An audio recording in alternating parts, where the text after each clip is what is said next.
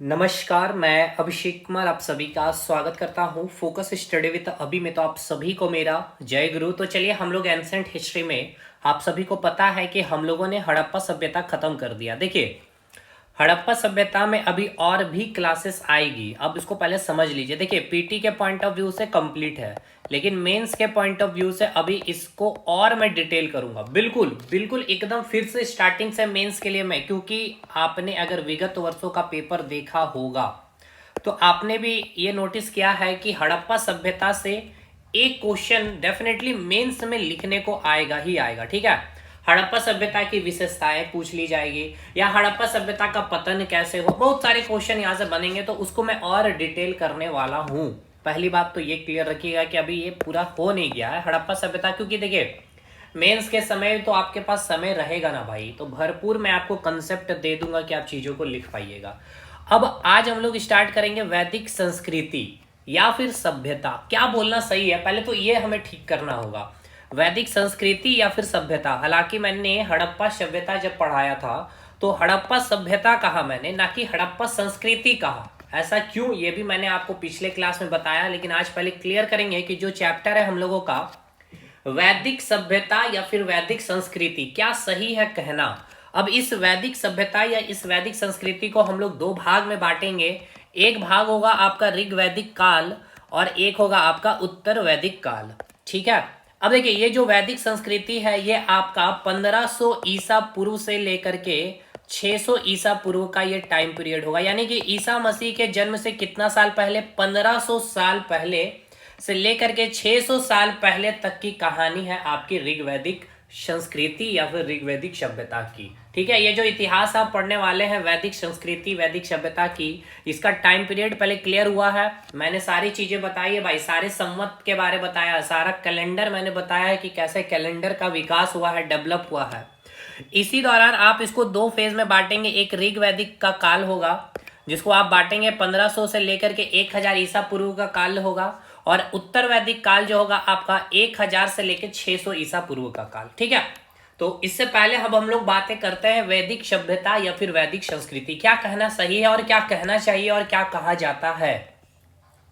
देखिए एक चीज क्लियर रखिए, अब जो भी मैं, हालांकि हड़प्पा सभ्यता को मुझे डिटेल करना था, मैं सोचा कि एक मन के फिर से मैं स्टार्ट कर दूं हड़प्पा सभ्यता, लेकिन पीटी के लिए मैंने बहुत सफिशिएंट कंटेंट दे रखा है, तो अभी एक नया चैप्टर कवर करा दूंगा। और मैं एक इस जो वैदिक सभ्यता को मैं जो स्टार्ट कर रहा हूँ ना, एक बात ध्यान रखिएगा, एकदम जीरो से लेके चलूंगा और अप टू यूपीएससी तक नहीं, मैं वो बीपीएससी जेपीएससी सोच ही नहीं रहा हूँ ना आपके लिए। ठीक है, ये तो अपने आप ये मछली आ जाएगी। और ये बस ऐसे ही नहीं कहूंगा, इसके क्वेश्चन भी मैं करवाऊंगा, क्योंकि हड़प्पा सभ्यता के मैंने क्वेश्चन उठाए हैं तो बहुत सारे क्वेश्चन यूं ही बन जा रहे हैं, बस उसमें थोड़ा सा और पॉलिसिंग का काम बचा हुआ है। लेकिन जैसे कि देखिए उसमें मैंने आपको कंसेप्ट नहीं दिया है उपयोगितावादी जो इतिहासकार रहे हैं, मार्क्सवादी जो इतिहासकार रहे हैं, प्राच्यवादी इतिहासकार रहे हैं। देखिए आप काफी परेशान रहते हैं ना कि कौन सी किताब सर हिस्ट्री की आप पढ़ लें, है ना, कौन सी बुक पढ़ लें।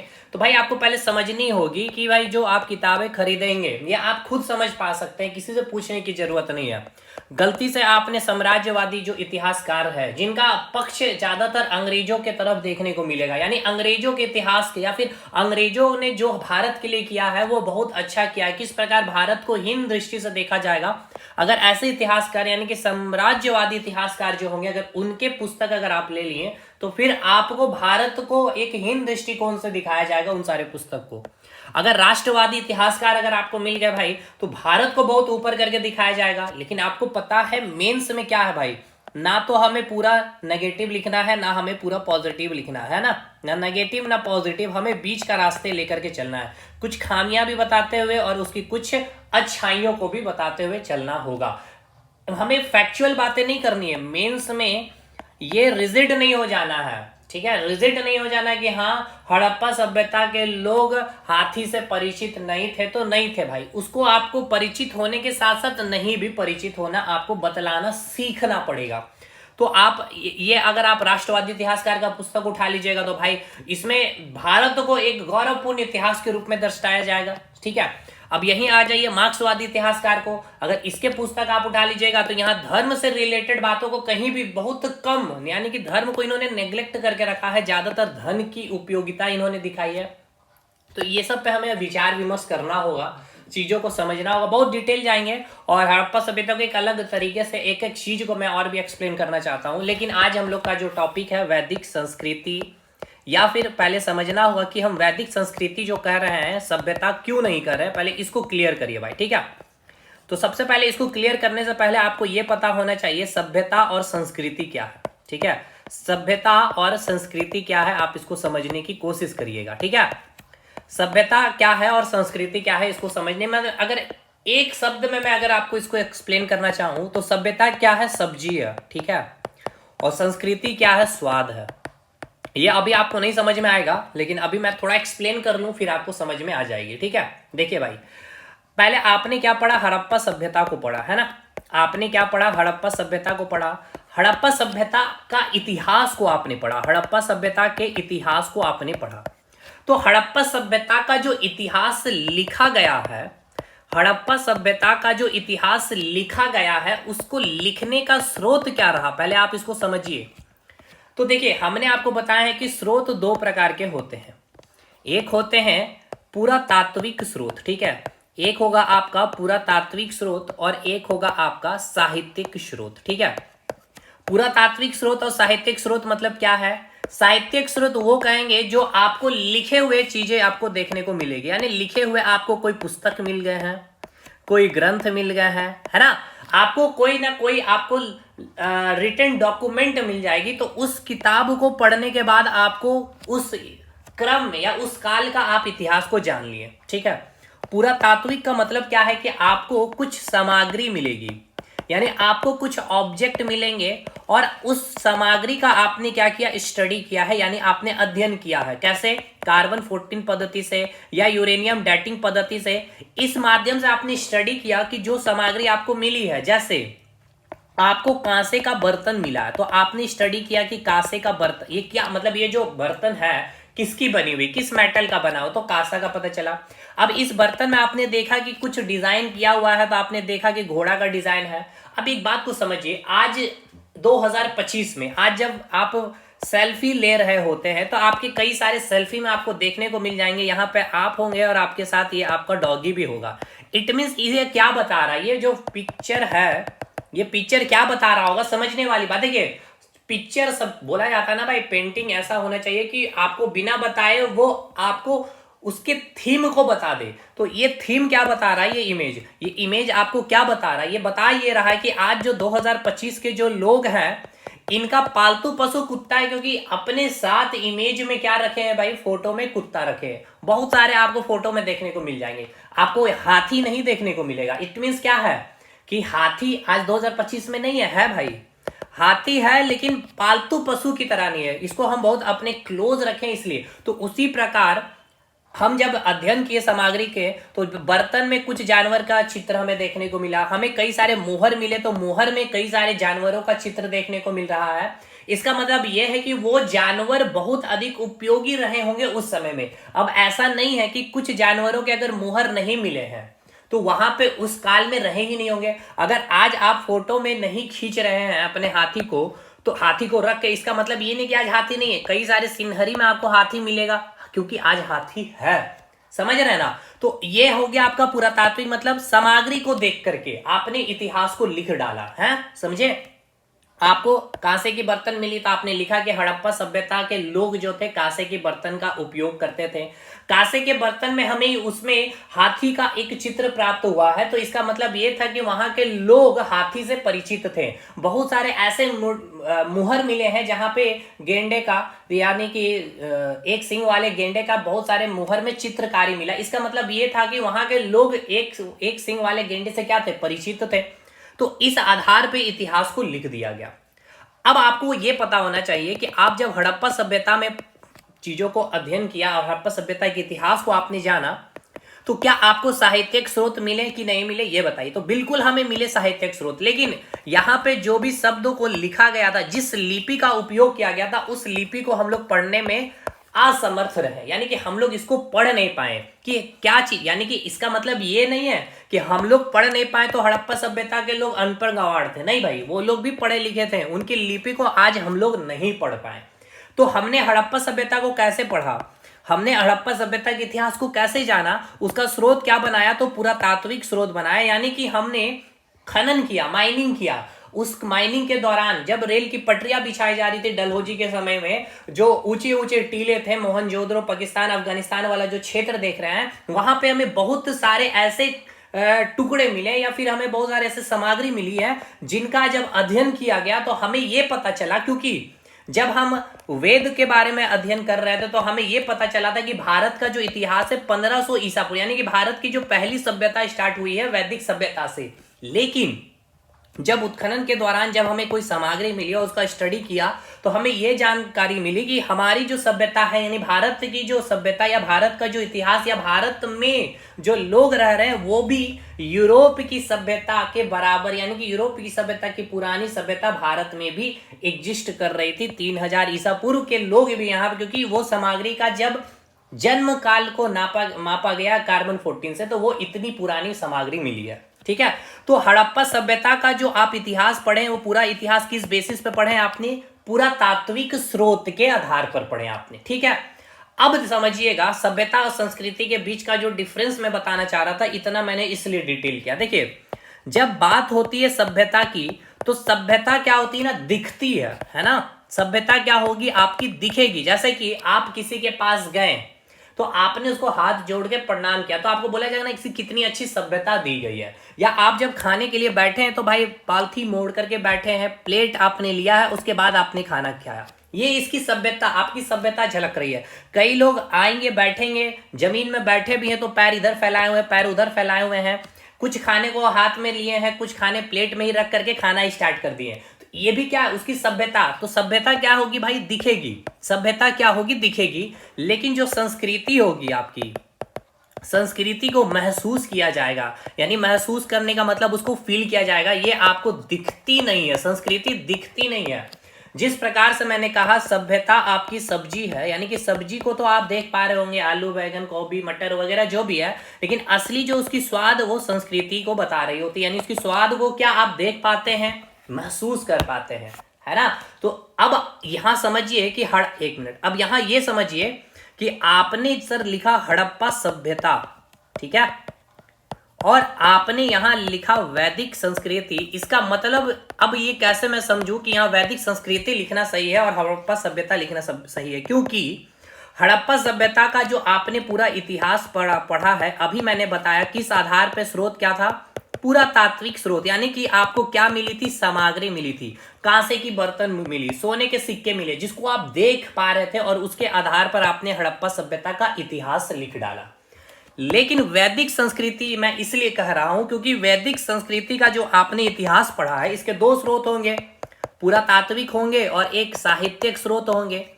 तो पुरातात्विक स्रोत हमें नहीं मिले हैं, अभी मैं समझाऊंगा, क्योंकि आपके मन में ये डाउट आ गया तो क्या सर यहाँ पे जो वैदिक संस्कृति के जो लोग थे, क्या उनके घर नहीं थे, मकान नहीं थे, खाने के बर्तन नहीं थे? बिल्कुल थे भाई। तो फिर पुरातात्विक स्रोत कैसे नहीं हुआ वो भी मैं आपको समझाऊंगा।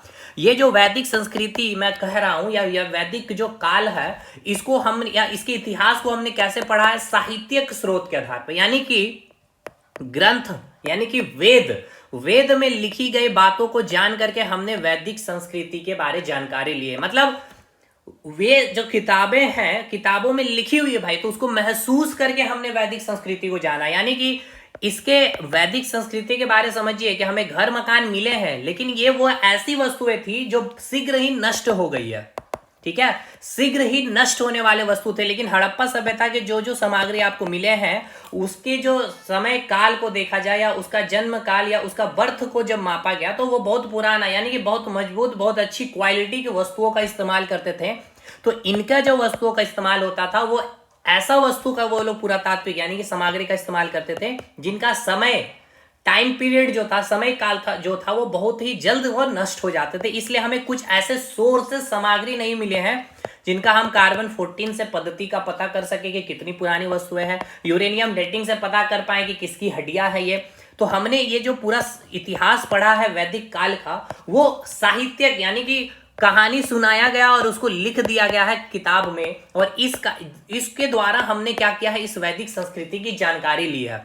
तो कुछ चीज मिला नहीं तो कुछ दिखा नहीं, हमें दिखा नहीं तो हमें साहित्य यानी पुस्तक के थ्रू हमें जानकारी मिली, इसलिए हम इसे क्या कहेंगे, वैदिक संस्कृति, ना कि वैदिक सभ्यता। बताइए, ये पार्ट पहले क्लियर हुआ, वैदिक सभ्यता और संस्कृति क्यों नहीं करना। चलिए भाई, ये आपका पॉइंट बहुत इंपॉर्टेंट है, क्योंकि अगर देखिए इंटरव्यूअर आपसे क्या सवाल करेगा कोई नहीं जानता। तो मैंने पहले ही कहा था, आपको पढ़ाऊंगा भी उसी तरह कि आपका पीटी मेंस नहीं भाई, इंटरव्यू तक अलग से इंटरव्यू की तैयारी कुछ नहीं होती है, ठीक है। अलग से कोर्स फी दे करके इंटरव्यू की तैयारी करते हैं, करनी भी चाहिए, मैं उसके खिलाफ, कोई चीज के खिलाफ नहीं हूँ भाई, लेकिन समझिए कि बेस कहाँ आपका मजबूत होगा, कैसे होगा, रियलिस्टिक चीजों को समझने की कोशिश कीजिए। साफ साफ शब्दों में पूछा जाएगा हड़प्पा सभ्यता और वैदिक संस्कृति। क्यों आज आप वैदिक सभ्यता कहने से या फिर वैदिक संस्कृति कहना सही समझते हैं, वैदिक सभ्यता क्यों नहीं कहा जा सकता, आखिर सभ्यता और संस्कृति में क्या अंतर है। तो क्या अब आप सक्षम है बताने के लिए या फिर नहीं, पहले ये बताइएगा। क्लियर है भाई। अब इसके बाद हम लोग आगे बढ़ेंगे कि वैदिक जो सभ्यता है, या सॉरी जो वैदिक संस्कृति है, इसका जो टाइम पीरियड है वो क्या है। मैं चलिए एक बार फिर से रिकॉल करवा दूं, ये 0 टाइम पीरियड ले रहा हूं, यहाँ पे ईसा मसीह का जन्म हुआ, ठीक है। इसके 1500 साल पूर्व, ठीक है, यानी कि ये 1500 साल ईसा पूर्व से लेकर के ये जो है आपका 600 ईसा पूर्व, ये जो समय काल है, ये समय काल है आपका वैदिक काल का, ठीक है। इसको हम लोग 2 फेज में बांट लेंगे, 1500 से लेकर 1000 का फेज होगा आपका ऋग वैदिक काल, और 1000 से लेकर के 600 का जो टाइम पीरियड होगा वो होगा उत्तर वैदिक काल। बताइए, ठीक है। तो अब हम लोग स्टार्ट करें ऋग्वैदिक सभ्यता। क्या ऋग्वैदिक सभ्यता बोलना सही है या फिर ऋग्वैदिक संस्कृति, बताइएगा भाई, यहीं पकड़ा गए आप। तो ऋग्वैदिक संस्कृति, क्योंकि जो भी आप वैदिक सभ्यता को आप देख रहे हैं, इसका जो आप इतिहास पढ़ रहे हैं या जो आप पढ़ेंगे, उसका स्रोत क्या है, उसका सोर्सेस क्या है, साहित्यिक स्रोत है, हमें कोई पुरातात्विक स्रोत नहीं मिले हैं। इसलिए चैप्टर का नाम क्या होना चाहिए, ऋग्वैदिक संस्कृति, ठीक है। क्या होगा भाई, ऋग्वैदिक संस्कृति। कब से कब इसका समय काल चलेगा, 1500 ईसा पूर्व से लेकर के 1000 ईसा पूर्व तक। चलिए साहब, ठीक है, यहां तक चीजें क्लियर है कि नहीं, पहले ये बताइएगा। देखिए, एक एक चीज को मैं क्लियर कराऊंगा भाई। सवाल आपके मैंने इतने अच्छे सिस्टमेटिक वे में अरेंज कर रखे हैं। मैं एक क्लास भी लेने वाला हूँ हड़प्पा सभ्यता के, जो यूपीएससी के भी क्वेश्चन आए हुए, बीपीएससी जेपीएससी के, उसमें बहुत सारे क्वेश्चन आपसे नहीं बनेंगे। और मैं देखना चाहता हूँ कि आप अदर स्टूडेंट जो हमारे साथ नहीं पढ़ रहे हैं, कहीं और से तैयारी करें, कितने स्टूडेंट्स हैं कि जो सही करते हैं, ताकि आपको समझ में आएगा कि तैयारी जब आप करें तो भाई एक सिस्टमेटिक वे में एकदम बेसिक से लेकर एडवांस लेवल पे जाइए। जेपीएससी बीपीएससी तक फिर मत रुके, यूपीएससी तक का ट्राई करिए। यूपीएससी का ट्राई करना मतलब कि नहीं एग्जाम देना कोई बात नहीं, लेकिन उसके क्वेश्चन बनना ही चाहिए भाई। अगर मैं ऋग्वैदिक संस्कृति पढ़ रहा हूं तो आपके यूपीएससी के सवाल भी बनने चाहिए आपसे, बीपीएससी के सवाल भी आपसे बनने चाहिए, और जेपीएससी के सवाल। खैर चलिए, बातों पे समय ज़्यादा व्यर्थ नहीं करेंगे, क्योंकि एक लेक्चर आपका एप्लीकेशन में भी जाने वाला, ठीक है ना। तो स्टार्ट करते हैं। देखिए थोड़ा सा फ्लैश बैक करते हैं हम लोग, क्योंकि चीज़ें मुझे आदत है भाई, हर चीज़ मैं आपका एक एक कंसेप्ट दूर करना चाहता हूँ। देखिए, मैंने आपको पढ़ाया था, सबसे स्टार्टिंग मैंने क्या किया था, आपको बताया था पाषाण काल के बारे में, है ना, याद होगा आपको, उम्मीद करता हूँ आपको याद होगा। पाषाण काल मैंने पढ़ाया, ठीक है। पाषाण काल में मैंने क्या बताया कि इस वक्त लोग क्या कर रहे, डायरेक्ट हड़प्पा सभ्यता मैंने नहीं आया भाई, मैंने हर एक चीज को सिस्टमेटिक वे में बताया। इस समय लोग क्या कर रहे थे, पत्थरों का यूज कर रहे थे, है ना। फिर पत्थरों का यूज कर रहे थे, पत्थरों का आकार आपने देखा चेंज, एक बड़ा बड़ा पत्थर हुआ करता था, फिर पत्थरों का शेप थोड़ा छोटा हुआ, थोड़ा सा नुकीली हुई पत्थर, फिर से पत्थर और नुकीली और साइज एकदम छोटी हो गए, है ना। तो आपने पाषाण काल को 3 भाग में बांट करके पढ़ा, यानी कि इस वक्त लोग रह रहे हैं, लेकिन सबसे अधिक किस चीज का इस्तेमाल कर रहे थे, पत्थर का इस्तेमाल कर रहे थे, जिसमें आपने इसको 3 भाग में बांटा। एक था पूरा पाषाण काल, एक हो गया आपका मध्य पाषाण काल, और एक हो गया आपका नवपाषाण काल।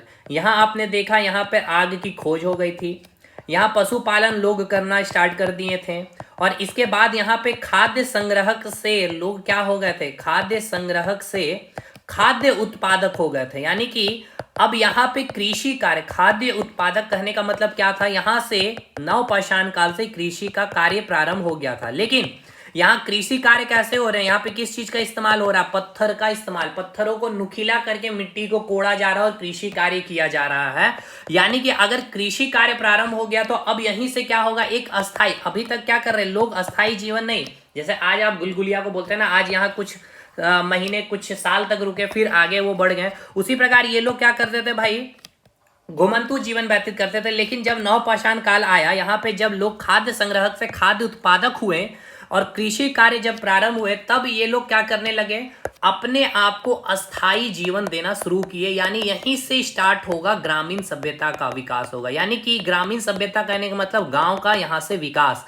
तो कहने का मतलब यह है कि गांव का विकास कब होता है एग्जैक्ट वे में, तो पाषाण काल के बाद लोगों ने पत्थर के बाद सबसे पहली कौन सी धातु की खोज की थी, तांबे की, जिसको आप क्या कहते हैं, ताम्र पाषाण काल। क्या कहते हैं मेरे भाई, ताम्र पाषाण काल। क्या कहते हैं, तांबे की खोज हुई थी ना, तांबे की खोज हुई जिसको आप कहते हैं ताम्र पाषाण काल। तो इस तांबे की खोज होने के बाद पहले आपसे सवाल पूछा जाएगा कि जो गांव का विकास जो हुआ था किस काल में, तो ताम्र पाषाण काल में। तो पहली कौन सी धातु की खोज हुई थी भाई, पहली धातु की खोज होने वाली वो कौन सी है, तो लोगों ने सबसे पहले तांबे धातु की खोज की। और इसी तांबे में क्या मिला दिया था, टीन। और इस टीन को मिलाने से क्या बन गया आपका, एक मिश्र धातु। एक मिश्र धातु का क्या हुआ, निर्माण हुआ। एक मिश्र धातु का निर्माण हुआ। इस मिश्र धातु को आपने क्या कहा, कांसा। यानी कि इसे ही आपने नाम दिया कांस्य युगीन सभ्यता। इसे आपने क्या नाम दिया, कांस्य युगीन सभ्यता। इसी को आप क्या कहते हैं, हड़प्पा सभ्यता का भी नाम देते हैं, क्योंकि हड़प्पा सभ्यता में ही देखने को मिला कि हमें कांसे की बर्तन मिली है। ठीक है, क्लियर है। ये मैंने आपको बता रखा है, मैं यहाँ पे चीजों को जोड़ना चाहता हूँ क्योंकि मैं इस शब्दों का इस्तेमाल करूंगा। पाक हड़प्पा, उत्तर हड़प्पा। उत्तर हड़प्पा में आर्य आए हैं मध्य एशिया से, पाकिस्तान अफगानिस्तान के हिंदू कुश पर्वत में जो खैबर दर्रा होते हुए वो उत्तर हड़प्पा में आए। तो भाई उत्तर हड़प्पा का मैं मीनिंग बताना चाहता हूँ। तो हमने अभी आपको क्या बताया सर, कि जो इतिहास जो प्रारंभ हुआ, लोग सबसे पहले पत्थरों का इस्तेमाल कर रहे थे, पाषाण काल जिसको कहते हैं, पत्थर पास से पत्थर, पास से पाषाण काल। पाषाण काल को 3 भाग में बांटा, पूरा पाषाण काल, मध्य पाषाण काल, इसको मैंने बहुत डिटेल करवाया है, जहां पे सबसे पहले आग की खोज हो गई, लोग पशुपालन शुरू कर दिए थे, खाद्य संग्राहक से लोग खाद्य उत्पादक हो गए, यानी कृषि कार्य शुरू होने के बाद जैसे ही कृषि कार्य प्रारंभ हुए, लोग अस्थायी जीवन क्या करने लगे, जीना, यानी कि गांव का विकास हो गया। गांव का विकास किस काल में, ताम्र पाषाण काल में। पहली धातु किसकी खोज हुई, तांबे की। टीन को जब इसमें मिला दिया गया, एक मिश्र धातु कांसा का, यानी कि कांस्य युगीन सभ्यता, जिसको आप कहते हैं हड़प्पा सभ्यता। अब यहां तक चीजें क्लियर है, बिल्कुल सर। अब मैं एक सीक्वेंस लिख रहा हूं, अब ध्यान से चलते चलिएगा, देखिएगा। पाषाण काल हो गया, इसके बाद आपका आया ताम्र पाषाण काल। ठीक है, ताम्र पाषाण काल जिसको आप तांबा भी कहेंगे।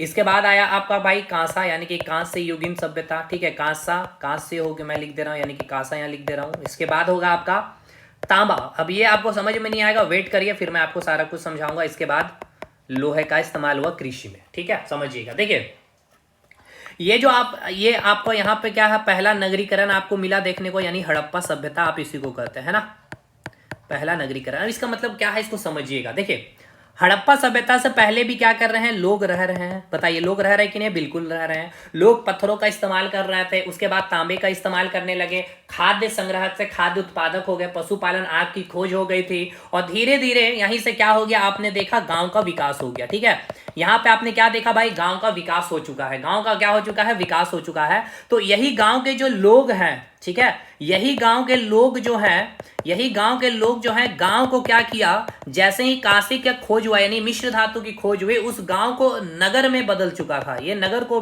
वही गांव को इन्होंने क्या कर दिया, सिस्टमैटिक वे में, प्लानिंग वे में संगठित किया, डिजाइन किया, स्टैब्लिश किया। और वही गांव पहला नगरीकरण या पहला शहरीकरण पूछा जाएगा, फर्स्ट नगरीकरण कौन हुआ, क्या कहलाता है, हड़प्पा सभ्यता। ठीक है, यानी नगर या शहर का विकास हुआ, कौन किया, ये वही लोग हैं जो गांव की सभ्यता की स्टार्ट की, गांव ग्रामीण सभ्यता की स्टार्ट की। और जैसे ही मिश्र धातु की खोज हुई कांसे की, वहीं पे यही लोगों ने क्या किया, नगर का विकास किया, शहर का विकास हुआ। ठीक है, लेकिन जब हड़प्पा सभ्यता का पतन हुआ, तो पतन होने के बाद भी हड़प्पा सभ्यता के कई ऐसे स्थल थे, जैसे मोहनजोदड़ो हो गए, कोट दीजी हो गई, सुतकागेंडो हो गए, आमरी हो गए, चानउद्र हो गए, कई ऐसे स्थल थे जो बचे हुए थे और जो लोग वहां पे रह रहे थे। लेकिन ये लोगों की जो नगरीकरण यानी कि जो शहरीकरण की जो सभ्यता थी वो समाप्त हो चुकी थी, और वो कैसी सभ्यता जी रहे थे, ग्रामीण सभ्यता, यानी कि गांव का यहाँ पे सिस्टम फिर से स्टार्ट हो गया था। इसका मतलब मैं ये बताना चाह रहा हूं कि हड़प्पा सभ्यता के पतन के बाद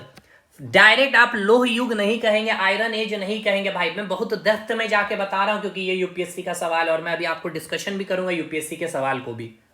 मैं आपको क्या बताया, मैंने आपको ये बताया कि सबसे पहले लोग पत्थरों का इस्तेमाल कर रहे थे। चलिए मैं लिख दे रहा हूँ, पत्थरों के डिजाइन को चेंज करते करते हुए आपने देखा मध्य पाषाण काल, नव पाषाण काल, पूरा पाषाण काल, पशुपालन शुरू हो गई, आग की खोज आ गई, खाद्य संग्रह से खाद्य उत्पादक हो गए, कृषि कार्य प्रारंभ करने लगे, और यहीं से फिर क्या हुआ, तांबे की खोज हुई और गांव का भी विकास हो गया। और यही लोग जो गांव में रह रहे हैं, इसी गांव को क्या कर दिया, एक शहर, एक नगर का विकास किया।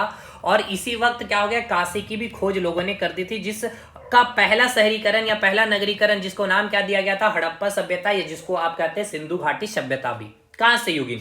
लेकिन जैसे ही हड़प्पा सभ्यता का पतन हुआ है, ठीक है ना, हड़प्पा सभ्यता का जैसे ही पतन हुआ, तो पतन होने के बाद भी हड़प्पा सभ्यता में जो स्थल मिले, मोहनजोदड़ो हो गए, कोटदीजो हो गए, चांदउद्रो, बहुत ऐसे स्थल बचे रह गए। वहां पे जो लोग थे अपनी जीवन यापन कर रहे थे, लेकिन वो शहरी या वो नगरीकरण जो सभ्यता थी वो समाप्त हो चुकी थी, खत्म हो चुकी थी, और ग्रामीण सभ्यता स्टार्ट हो गई थी। ग्रामीण सभ्यता यानी कि कौन सा काल, ताम्र पाषाण काल। इसलिए मैंने लिखा है कि कांस्य युगीन के बाद फिर से स्टार्ट हुआ था ताम्र पाषाण काल, और इसके बाद फिर से लोहे का जब इस्तेमाल कृषि में किया गया, तब उसे कहा गया दूसरा, ठीक है ना, दूसरा नगरीकरण। दूसरा नगरीकरण, या इसे आप कहेंगे दूसरा शहरीकरण, जहां पे आप 16 महाजनपद यानी कि 16 नगरों के बारे में, 16 शहरों के बारे में अध्ययन करते हैं।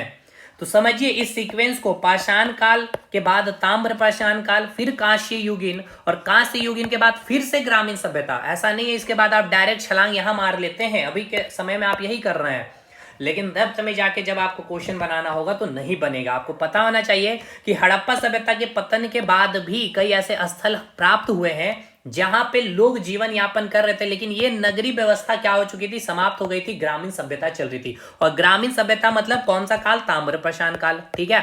और इसके बाद लोहे का इस्तेमाल कृषि में किया गया, जिसको आपने क्या कहा भाई, दूसरा नगरीकरण या दूसरा शहरीकरण, जिसमें आप 16 महाजनपद के बारे में अध्ययन करते हैं, ठीक है।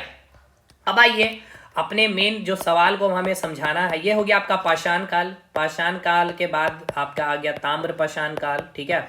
इसके बाद हो गया आपका कांस्य युगीन सभ्यता। कांस्य युगीन सभ्यता के बाद फिर से आपको मैंने बताया ताम्र पाषाण काल, और ताम्र पाषाण काल के बाद फिर से कौन सी आपको लोह युग यानी कि आयरन एज स्टार्ट हो जाता, ठीक है। अब समझिएगा, देखिए कांस्य युगीन सभ्यता यानी यही आपका क्या हुआ, पहला नगरीकरण, पहला शहरीकरण, जिसको आप क्या नाम देते हैं, हड़प्पा सभ्यता का, ठीक है। अब देखिए हड़प्पा सभ्यता के जो पहले वाले जो काल आप जो देख रहे हैं, ताम्र पाषाण काल, इसको हम क्या कहेंगे, पाक हड़प्पा, ठीक है। क्या नाम देंगे भाई, इसको हम नाम देंगे पाक हड़प्पा। और इसके बाद जो यानी कि जो ताम्र पाषाण काल देख रहे हैं, यानी कि अब कांस्य युगीन के बाद का जो ताम्र पाषाण काल देख रहे हैं, उसको हम क्या कहेंगे भाई, उत्तर हड़प्पा, ठीक है। इसको हम क्या नाम देंगे, उत्तर हड़प्पा। समझिएगा ये बहुत डेप्थ में चीजें जा रही है भाई अब आप, क्योंकि यहीं से अब आपका वैदिक सभ्यता की मैं वैदिक संस्कृति को मैं स्टार्ट करने वाला हूं। मैंने ये कहा कि आपकी जो हड़प्पा सभ्यता, जो पहली नगरीकरण, मैं लिख भी दे रहा हूं ये सारे पॉइंट यहाँ पे, मैं सारी चीजें आपका रिवीजन भी कर दे रहा हूँ। फर्स्ट नगरीकरण हुआ यानी कि फर्स्ट शहरीकरण हुआ था हड़प्पा सभ्यता, तो इससे पूर्व जो लोग रह रहे थे उसको आप क्या कह रहे हैं, पाक हड़प्पा। अगर लोग रह रहे तो यहाँ पे कई सारी संस्कृति भी देखने को मिली थी, मैंने आपको बताया भी था, जैसे कि आपको देखने को मिला जोरवे की संस्कृति, ठीक है। जोरवे की संस्कृति महाराष्ट्र में देखने को मिला, ठीक है। मध्य प्रदेश में आपको क्या मिला, कायथा की संस्कृति, ठीक है, कायथा संस्कृति आपको देखने को मिला। उसके बाद आपको मध्य प्रदेश में और एक संस्कृति को देखने को मिला, मालवा संस्कृति।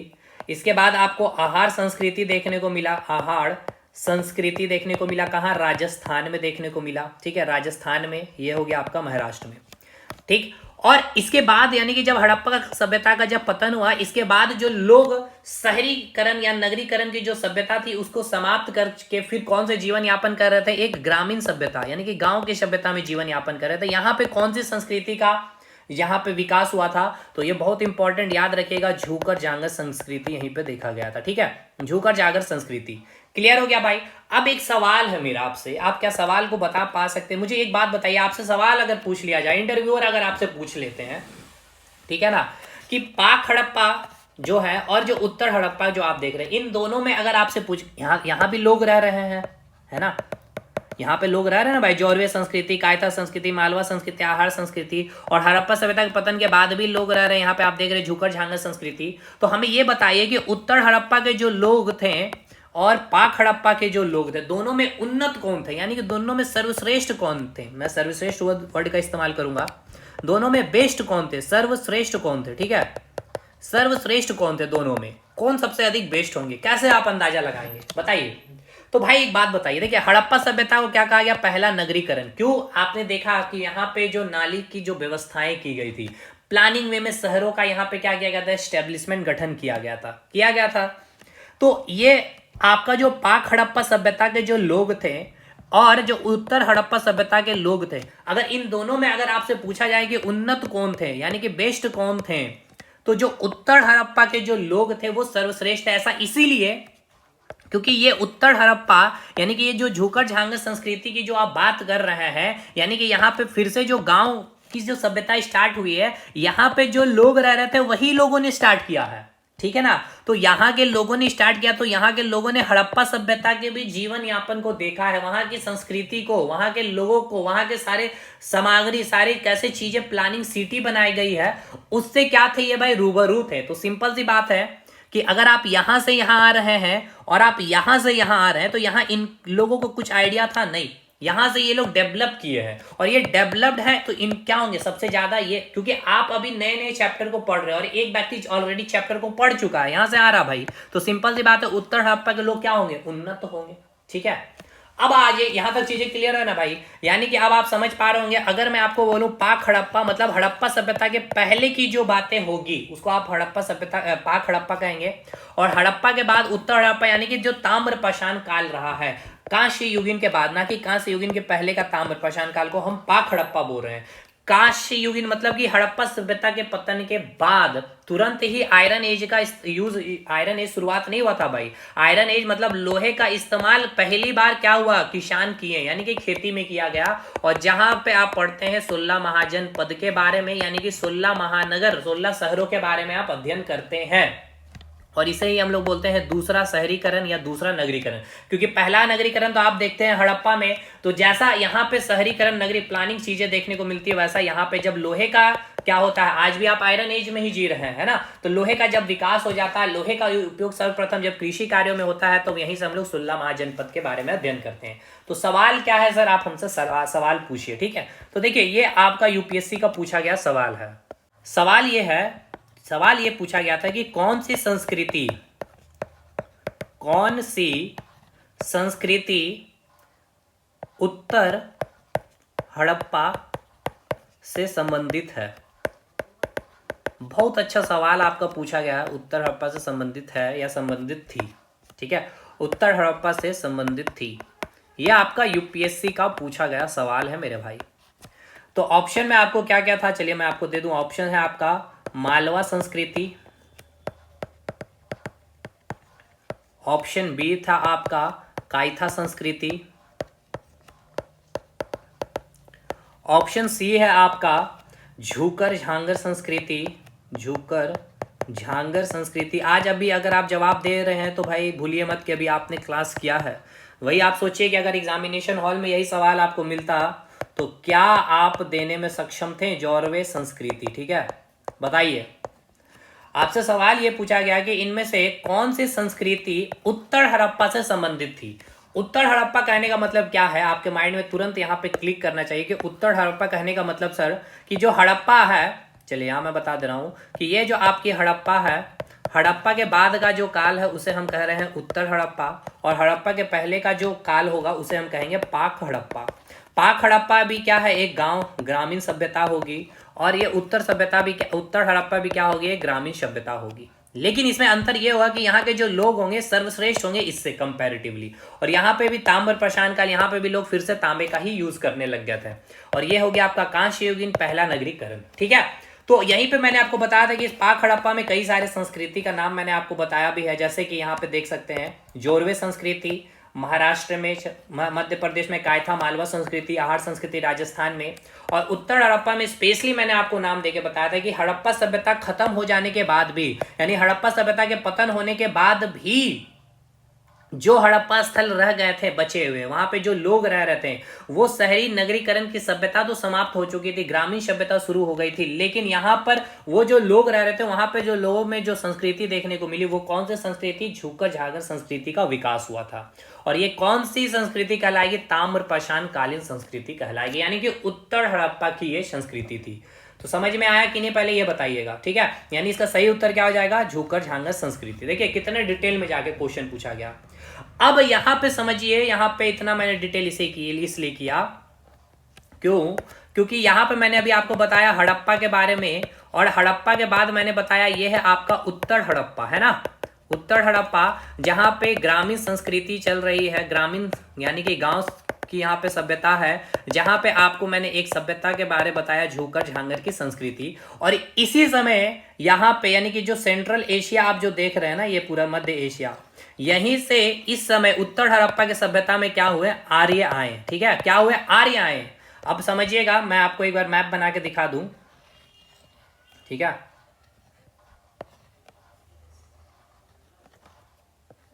इतना मैप में काम हो जाएगा। ऊपर में देखिए, इधर जो आपका हो गया, ठीक है, ये पूरा क्षेत्र जो देख रहे हैं, इधर हो गया अफगानिस्तान और ये हो गया पाकिस्तान, ठीक है, ये हो गया आपका हिंदू कुश पर्वत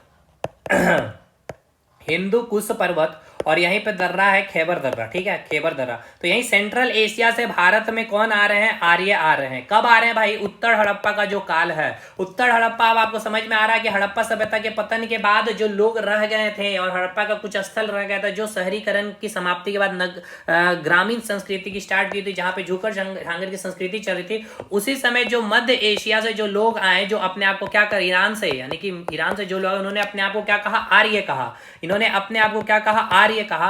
आर्य का अर्थ क्या होता है, श्रेष्ठ। इसका कहने का मतलब क्या था, समझिए, इसका कहने का मतलब यह है कि जो लोग उत्तर हड़प्पा में जो लोग रह रहे हैं, उनसे हम क्या है, श्रेष्ठ है। यह आर्य अपने आप को बोल रहे हैं कि यहाँ पे जो लोग रह रहे थे ना पहले से, उनसे हम क्या है, श्रेष्ठ है।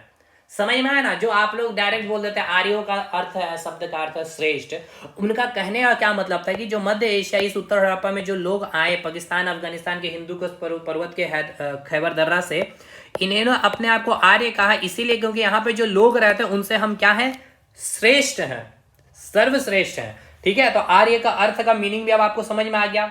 अब ये जो मैं आपको बातें बता रहा हूं, इसकी जानकारी हमें कहां से मिली, तो मैंने आपको क्या बताया कि ये पूरा जो आप वैदिक संस्कृति आप जो पढ़ रहे हैं, ठीक है, इसका स्रोत क्या है, इसका स्रोत क्या है भाई, इसका स्रोत है सर साहित्यिक स्रोत है। क्या है सर, साहित्यिक स्रोत है, यानी कि रिटन सोर्स मिले, यानी कि इसको सुन करके लिखा गया है। यानी कि आप ऐसे किताबों का आपको लेखक नहीं मिलेगा। देखिए दो चीजें हैं, पहले इसको भी समझिए।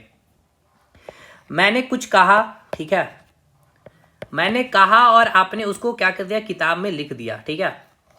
और एक जो है, एक राइटर होंगे, उस राइटर ने किताब को लिखा है, यानी यहाँ पे कुछ लोगों ने कहानियां बताई और उस कहानियां को लिख दिया गया, तो इसके बहुत सारे लेखक हो गए ना। यहाँ पे कोई एक पर्टिकुलर एक व्यक्ति इस किताब को लिख रहा, तो इसके लेखक होंगे, इसके लेखक नहीं होंगे। तो वैदिक संस्कृति जो आप बात कर रहे हैं ना, इसके बहुत सारे लेखक होते हैं। इसलिए वेद, यानी जो आज आप वैदिक संस्कृति के बारे जो अध्ययन कर रहे हैं, उसको अध्ययन हम कैसे, हमें जानकारी मिली, वेदों से जानकारी मिली है, ठीक है। इसकी बात जानकारी हमें कहाँ से मिली है, वेद से मिली है। और कितने कुल वेद है, 4 वेद है। एक हो गया आपका ऋग्वेद, ठीक है, उसके बाद एक हो गया आपका यजुर्वेद, ठीक है, उसके बाद हो गया आपका अथर्ववेद, और इसके बाद हो गया आपका सामवेद।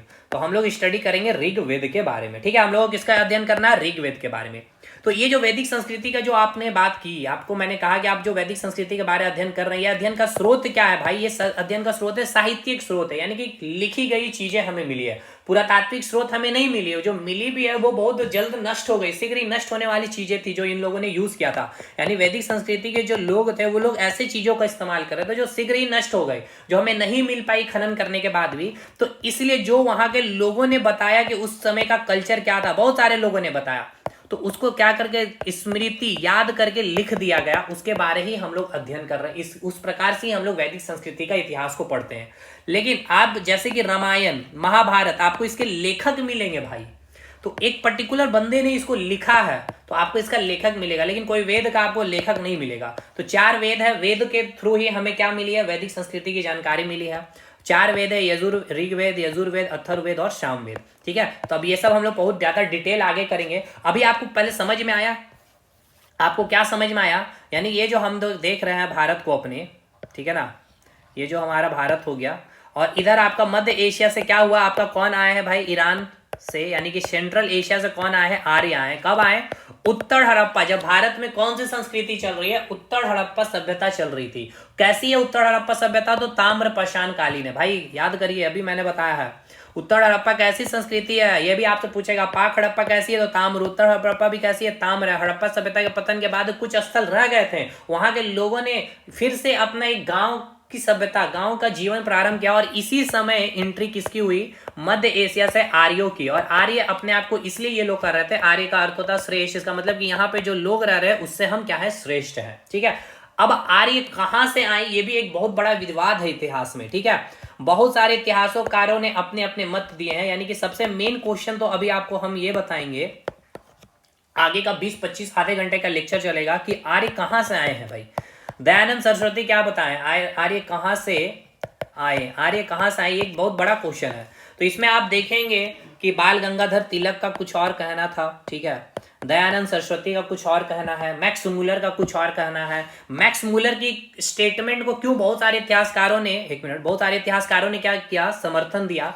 उसके पीछे के भी रीजन को समझेंगे। तो अभी तो बस एक, अभी मैंने आपको क्या बताया कि आर्य जो है कहां से आए हैं? मध्य एशिया से। ये मैक्स मूलर का ही स्टेटमेंट है, लेकिन यहां से भी सवाल पूछेगा, तिलक से भी, दयानंद सरस्वती के बारे भी पूछा जाएगा। तो मैक्स मूलर का ही स्टेटमेंट को क्यों सही माना गया कि आर्य जो है मध्य एशिया से आए, ये सारी चीजें हम लोग प्रूव करेंगे। ये अभी वैदिक संस्कृति का एक मैंने अभी पिलर, बहुत अभी पूरा पिलर अभी हुआ भी नहीं है स्टैब्लिश, धीरे धीरे पहले पिलर एकदम खड़े करेंगे, मजबूत करेंगे, फिर से उसको हम लोग बांधेंगे, उसके बाद फिर दीवार स्टार्ट करेंगे, फिर जाके ढलैया, फिर प्लस्तरा, और फिर आपका काम है भाई उसमें डेंटिंग और पेंटिंग करना। समझ रहे हैं ना? डेंटिंग पेंटिंग यानी कि क्वेश्चन का अरेंजमेंट करना, क्वेश्चन बनाना, और उसमें एक्स्ट्रा फैक्ट को और ऐड करना। ठीक है। तो चलिए नेक्स्ट क्लास में मिलेंगे। ये आपका एप्लीकेशन पे भी रहेगा, यूट्यूब पे भी जाएगा। ठीक है। मिलते हैं हम लोग नेक्स्ट वीडियो में, तब तक के लिए धन्यवाद। और एक बात ये फिर से मैं कह रहा हूँ, हड़प्पा सभ्यता भाई पीटी के लिए हो गया, मेंस के लिए मैं कराऊंगा, एकदम बिंदास रही है। मुझे पता है मेंस में एक क्वेश्चन फिक्स है, तो आप देख लिए ना। अभी मैं इसी वे में हड़प्पा सभ्यता को कराऊंगा, डिटेल ही कराऊंगा, समय है अभी हमारे पास इसीलिए। ठीक है। चलिए।